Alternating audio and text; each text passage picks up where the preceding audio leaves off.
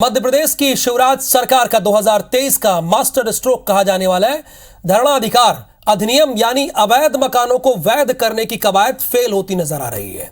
हालांकि शिवराज सरकार ने इस नियम के तहत सरकारी जमीन पर वर्षों तक कब्जा करके रहने वाले लोगों को बड़ी राहत देने की कोशिश तो की, लेकिन हालात ये हैं कि जिन लोगों ने अपने अवैध कब्जे को वैध कराने के लिए आवेदन किया उसमें से 90% आवेदन रिजेक्ट हो गए, जिस पर अब सियासत होने लगी है।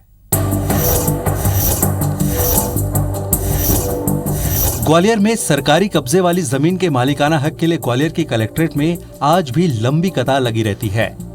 पिछले 3 महीने में 17,000 से ज्यादा आवेदन जमा हो चुके हैं। सिर्फ आवेदन जमा करने पर ही गरीब परिवारों के 33,11,000 खर्च हुए हैं, पर मालिकाना हक एक को भी नहीं मिला है। शहरी क्षेत्र में धारणा अधिकार स्कीम के तहत अभी तक 42 प्रकरण मंजूर होने पर उन्हें पैसा जमा करने डिमांड लेटर जारी हो चुके हैं, लेकिन 90% आवेदन निरस्त हो गए हैं।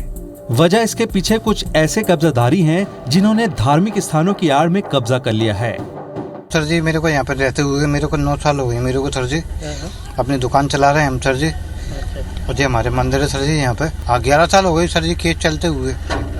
कलेक्टर में आवेदन दिया है मैंने को सर जी, मेरी सुनवाई नहीं हो रही। मेरी ग्वालियर के शहरी क्षेत्र में सरकारी जमीन पर 31 दिसंबर 2014 के पहले से रहना या फिर कारोबार करने वाले लोगों को कब्जे वाली जमीन का मालिकाना हक मिलना है। ये काम काफी बोझिल है और कब्जेधारियों के पास वैध दस्तावेज नहीं है। इसी कारण धारणा अधिकार स्कीम की प्रगति उसके ठप होने जैसी है। एक दिन पहले एसडीएम सीबी प्रसाद ने कलेक्टर के पास 71 आवेदनों का निराकरण कर सूची भेजी। इसमें से सिर्फ 7 ही पात्र मिले, बाकी आवेदन रिजेक्ट हो चुके हैं। जिले में अभी तक 274 आवेदनों की जांच के बाद निराकरण हो चुका है, पर मालिकाना हक के लिए पात्र सिर्फ 42 निकले हैं। अब इस पर राजनीति भी शुरू हो गई है। उन्होंने आवेदन किया और 17,000 में से 14,000 आवेदन निरस्त कर दिए। इसका मतलब ये है कि ये 3,000 जो भारतीय जनता पार्टी के कार्यकर्ता हैं उन्हीं को पट्टे मिलेंगे। शेष आम आदमी, गरीब आदमी, दीन दुखी, शोषित, पीड़ित, वंचित आदमी को इसमें न्याय नहीं मिलेगा। ये आप निश्चित मानिए। उन्हें हर तक वो पूरा नहीं कर रहे होंगे, जो पूरा कर रहे थे उनके वैध हो गए। आवेदनों का बड़ी संख्या में रिजेक्ट होने का कारण ये भी है कि कब्जेधारियों को मालिकाना हक से पहले कुछ राशि एक मुश्त जमा करना है। जो कब्जेधारी पात्र हैं वो पैसा जमा करने की स्थिति में नहीं है। उन्हें उम्मीद है कि सरकार फ्री में कब्जे वाली जमीन का मालिकाना हक देगी। उसमें खाली जगह पे कब्जा कराने या कब्जा लेने के लिए वो अभियान नहीं है। जिसने किसी ने सरकारी जगह पे घर बना लिया और वो पात्रता में आता है उसी को देने के रूल्स हैं, तो उसके हिसाब से हमने अभी 350-400 लोगों को दे दिया है।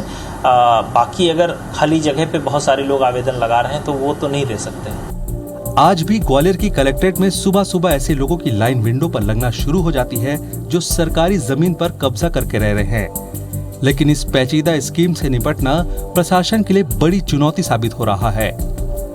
ग्वालियर से नासिर गौरी की रिपोर्ट।